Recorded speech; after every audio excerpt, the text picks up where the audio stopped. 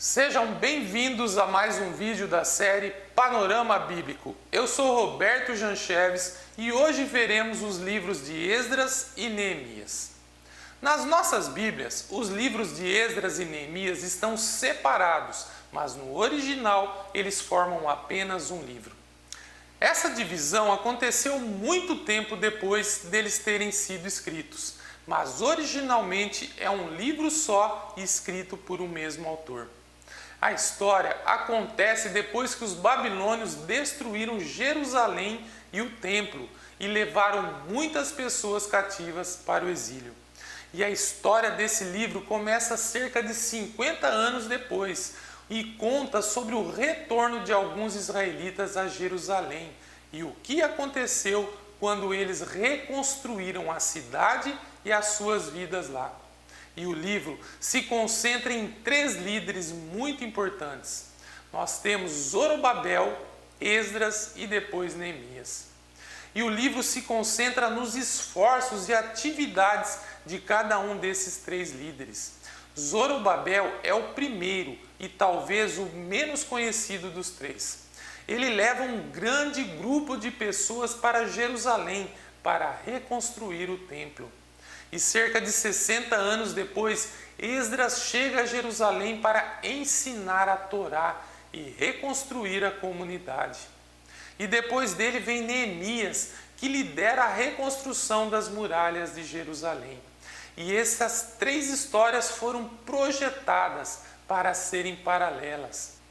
Cada uma começa com um rei da Pérsia, levantado por Deus para enviar o líder a Jerusalém, e ele também oferece recursos e apoio. E cada líder encontra oposição nos seus esforços de reconstrução, as quais eles superam de maneira que leva a um anticlímax em cada uma das 3 partes. Para entender isso melhor, vamos começar pela primeira história. A história começa com um decreto do rei Ciro, que, movido por Deus, permite aos exilados voltarem a Jerusalém para reconstruir o templo. E o autor diz que isso cumpre uma promessa feita pelo profeta Jeremias, de que os exilados um dia retornariam a Jerusalém. E o cumprimento dessa profecia deve aumentar nossas esperanças em muitas outras promessas proféticas que mostram que o exílio não era o fim da história. Assim, temos esperança para o futuro rei messiânico da linhagem de Davi. Temos a esperança de um templo reconstruído, onde a presença de Deus habitará com seu povo. E a esperança de que o reino de Deus venha sobre todas as nações, assim como ele prometeu a Abraão. E é com todas essas esperanças em mente que lemos a história de Zorobabel. O seu nome significa plantado na Babilônia. Ele representa a geração nascida na Babilônia, em cativeiro, e lidera uma onda de israelitas que estão retornando a Jerusalém. Depois que eles se estabelecem por lá, eles reconstroem um altar para oferecer sacrifícios e depois o próprio templo. A cerimônia de fundação e depois a dedicação final do templo são momentos extremamente importantes. As histórias passadas no tabernáculo e a dedicação do templo devem estar em nossas mentes. É quando a nuvem de fogo da presença de Deus deve descer. Ele está entre o seu povo, mas isso não acontece. E assim, enquanto pessoas estavam felizes com esse novo templo, os anciãos que tinham visto o templo anterior construído por Salomão choram em pesar. Não é nada como o glorioso passado que tiveram ou as suas esperanças para o futuro. E é aqui que temos a primeira história de oposição. Assim, os netos dos israelitas que não foram levados para o exílio estavam vivendo em Jerusalém o tempo todo. E eles vão oferecer ajuda para a reconstrução do templo. E Zorobabel recusa. Ele diz: vocês não fazem parte do nosso templo. E isso, claro, gera um conflito que Zorobabel supera. Mas isso é muito estranho, porque os profetas previram que as tribos de Israel se reuniriam juntamente com todas as nações para participar da adoração do Deus de Israel quando o reino finalmente chegasse.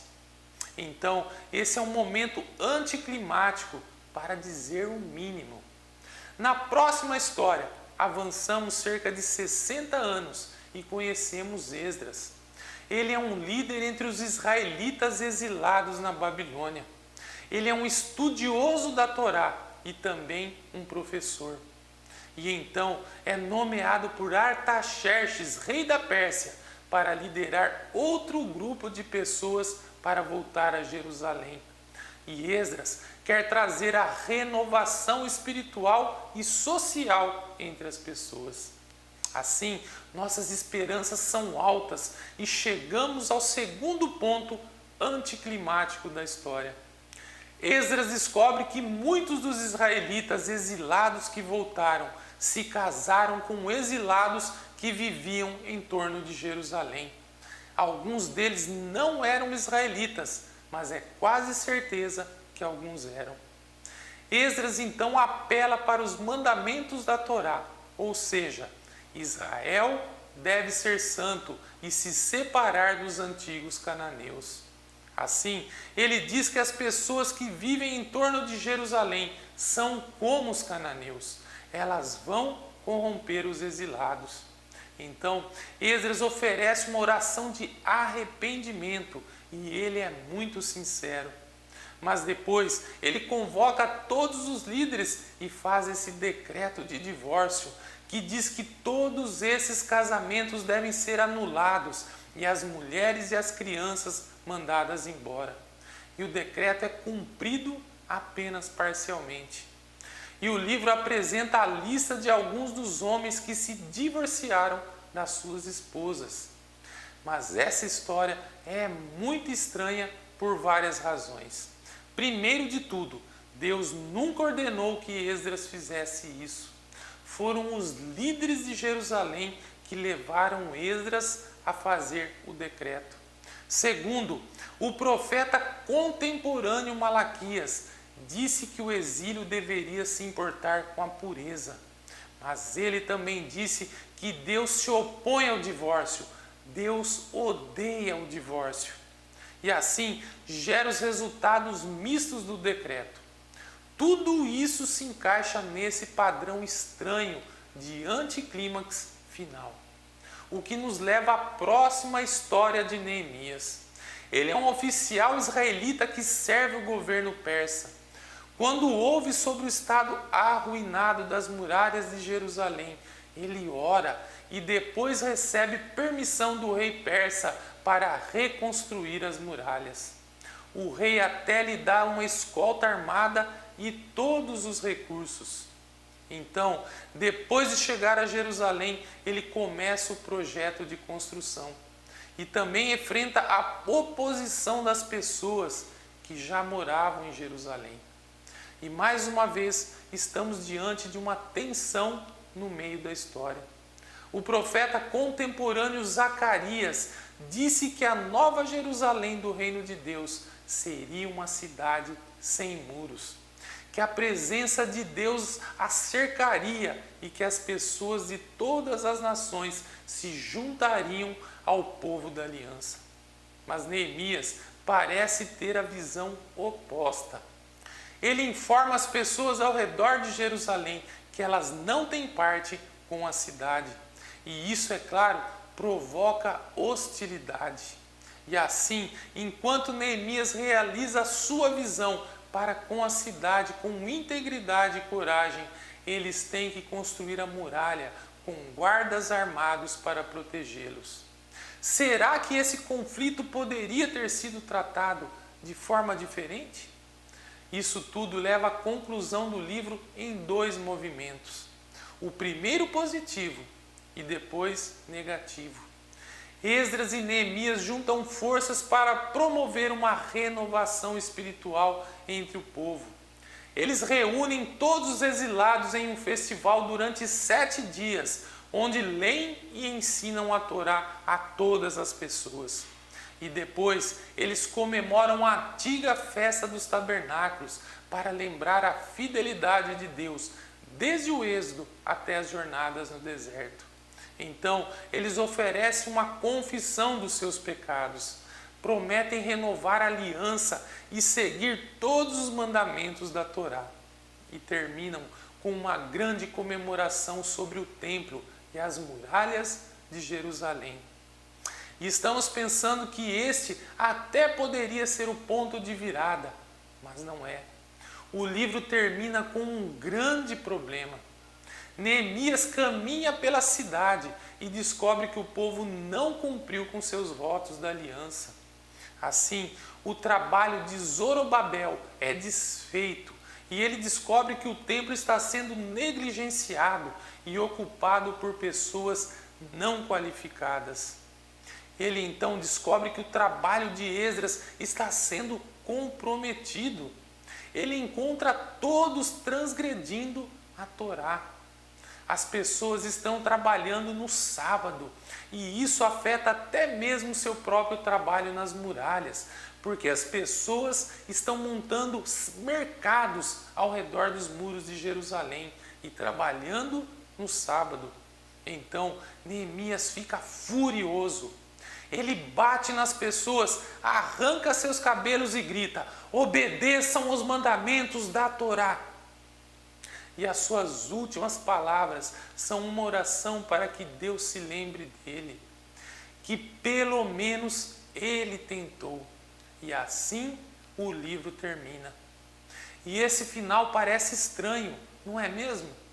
Mas os 3 momentos anticlimáticos já citados estão entrelaçados intencionalmente no livro. E assim surge a questão: o que esse livro contribui para o enredo da Bíblia? Bom, nós precisamos lembrar que o livro começou aumentando as nossas esperanças nas promessas proféticas sobre o Messias, o templo e o reinado de Deus. Mas nada disso acontece. Então, mesmo que Israel esteja de volta à sua terra, parece que o seu estado espiritual continua o mesmo de antes do exílio. E apesar de Esdras e Neemias fazerem o seu melhor, as suas reformas políticas e sociais entre as pessoas não abordam as questões centrais dos seus corações. Então, esse livro está apontando para a mesma necessidade destacada pelos profetas Jeremias e Ezequiel, que o povo de Israel precisa é uma transformação por inteiro dos seus corações. Se eles algum dia vão amar e obedecer o seu Deus. E assim, o livro termina de uma forma deprimente, mas obriga você a continuar além dos livros proféticos para descobrir o que Deus vai fazer para cumprir as suas promessas da grande aliança. Amém.